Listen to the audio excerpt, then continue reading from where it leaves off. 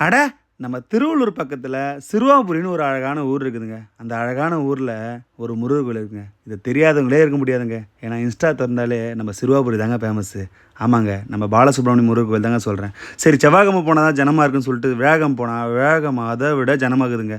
எனக்கு தெரிஞ்சு திருவள்ளூர்லேருந்து போறவங்க எல்லாமே நம்ம புதுசா போட்ட பைபாஸ ட்ரை பண்ணிங்கன்னா, நேரா பெரியபாளையத்துக்கு போய் இறங்கிடலாங்க. அங்கேருந்து கொஞ்சம் தூரம் தாங்க. உண்மையிலே சூப்பரா இருந்தது. தரிசனமும் சிறப்பா இருந்தது.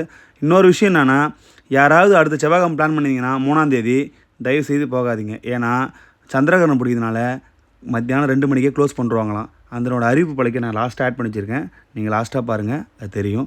இன்னொன்னு, நம்ம திருவள்ளூர்லேருந்து போறவங்க தயவுசெய்து ஓன் வெஹிக்கிள்லயோ, இல்ல கார்லயோ போறது பெஸ்ட்டு.